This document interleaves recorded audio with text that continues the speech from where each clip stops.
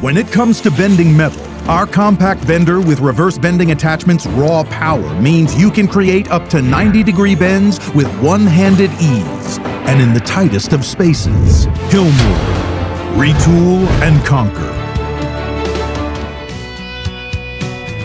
You're listening to Zack, founder of WorkingJoesRoundtable.com, and this is the Working Joes Podcast. Hey guys, this is Zack with WorkingJoesRoundtable.com, and you're listening to the Working Joes Podcast. Well, if you didn't already know that, there's probably something wrong with you. And if you got here by mistake, just stick around. You might enjoy it. You might not be able to stop listening. Mesmerizing is how it's been described. Well, I'm going to talk about what I charge for service, because over the years I've sort of experimented with this. Crash and burn, learn, live and learn. That's what it's all about. So when I started my company in 2009, some of you might have your mouths become agape once you find that I have actually charged $50 per hour for service. The only reason I charge $50 per hour, and I have a great reason, so just settle down. The only reason I charge $50 per hour is because I'm a moron. Whenever I started my company, I thought $50 an hour was a lot. I was like, holy crap, $50 per hour? I was only getting I forget what I made in my father's company before I left. I think at the pinnacle of my career, I made like $22 an hour or something like that. I really don't remember. It could be a little bit more or less than that. To put a reference on it, when I got my contractor's license in 1999, I was able to do 15-ton changeouts, and my father paid me $12.50 an hour. So you guys think about that when you're paying guys a ton of money that sit on their butt and twiddle their fingers. Put it all into perspective about where we come up from, how hard we worked, and what we were paid coming up. That's neither here nor there.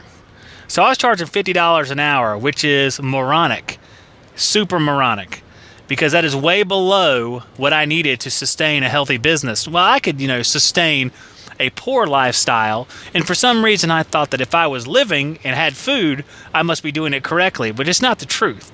We're supposed to be growing our businesses, making our businesses get larger, branching out, doing bigger and better things. So this is what I was going to do. I started to think about it. I was charging $50 an hour. I wasn't making a ton of money. Everything was going to hell in a handbasket. And this time period between 2009 and 2011, the following awful things happened. I lost 3 cars, 3 different repossessed cars. My house was foreclosed, and I had to go start renting a house in the little town of Burgaw, about 15 minutes east of where I was living. So I lost all that stuff. My wife was telling me, hey, Zach, hey, stop doing this. Go get a job at General Electric. Go do something like that where they have benefits. They pay well. You'll be happy. Oh, wait. All those are right except for one. They do have benefits. They do pay well, but I would definitely not be happy. Putting me in a job like GE would be like putting a rat in a tiny cage.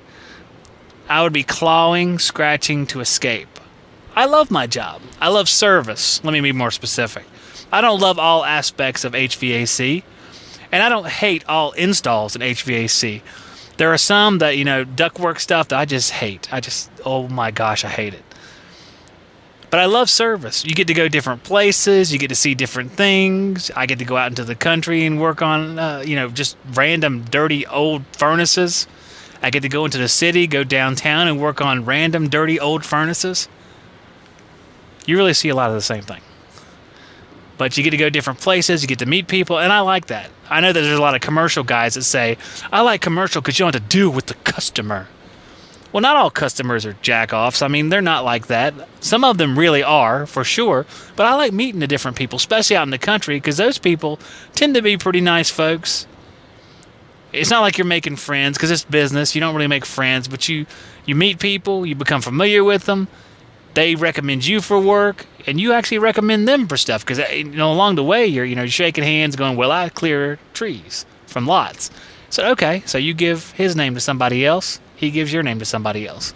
I like to see those relationships build. It's part of the attractive qualities of business. You can grow something and watch it grow and be proud of what you created.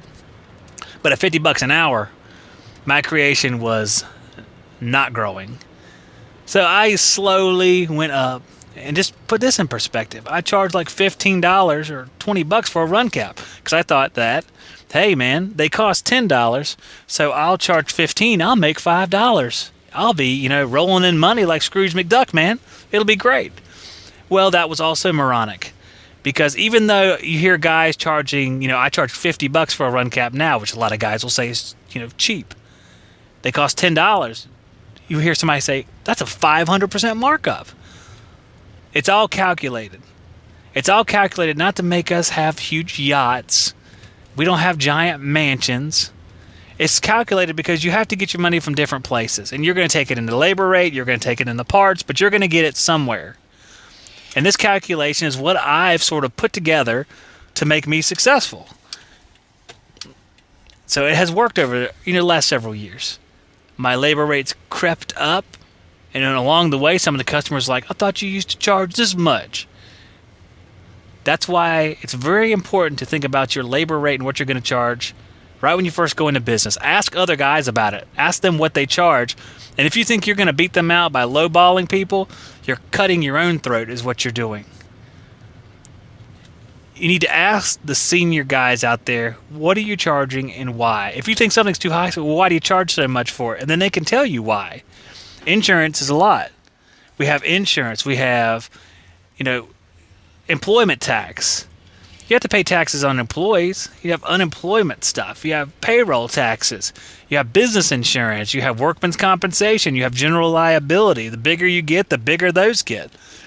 And those are the unknown aspects. Because when you get to somebody's house that works for a different company and you're fixing their AC, like, man, why does it cost so much? You guys, how do you sleep at night? Because they're imagining we're sleeping on those, those beds that adjust, and like you've seen a commercial on TV where you're laying next to your wife and she starts to snore and they hit the button and it raises her up, she stops snoring. That's what they picture we're sleeping on. Driving our Bentleys down our solid gold driveways. But it's just not the case. You got to get out of that mindset that you're somehow screwing people over just by living. We got to make a life for our families and ourselves. And if you call me today, Town and Country, it's $95 an hour. That's not even on the high end. I've heard people charging $120 an hour, $105 an hour, $100 an hour. You charge what you have to make the life you want to. If people don't want to pay it, they just don't want to pay it. It is what it is. I've been talking to guys, I've been talking to Chris Greathouse about business stuff, and I told him again, because he deals with stuff like this on a daily basis. He's been in business for about a year. Business makes your heart turn cold. And that's sort of a hyperbole. It doesn't actually make your heart turn cold, but you get wise to certain things. You think you're doing people a favor, you think you're doing society a favor by, doing a great service at a cutthroat price, but all you're doing is you're breeding this whole, I don't know what you call it. You're creating an environment where you do rushed work, bad work. You might think you're super tech and you never make a mistake and you never compromise and your integrity is infallible. But if you get pinched and squeezed hard enough, people tend to do what's best for themselves. They rush work so they can get to the next call. Don't put yourself in a position to do that by undercharging. Make sure your time is well paid for so you can feel like you're doing your work for something instead of wasting your time and you're having to do 20 calls a day just to make ends meet. That's what I think about on a daily basis, guys. I don't want to talk about this a long time. I like to keep these things short. We'll talk about it again. Stay tuned to the Working Joe's podcast. Check out John Israel's Israel HVAC podcast on WorkingJoesRoundtable.com and iTunes. John has been a tech and owner for the last 10 years. Come along as he shares his experiences on his brand new podcast.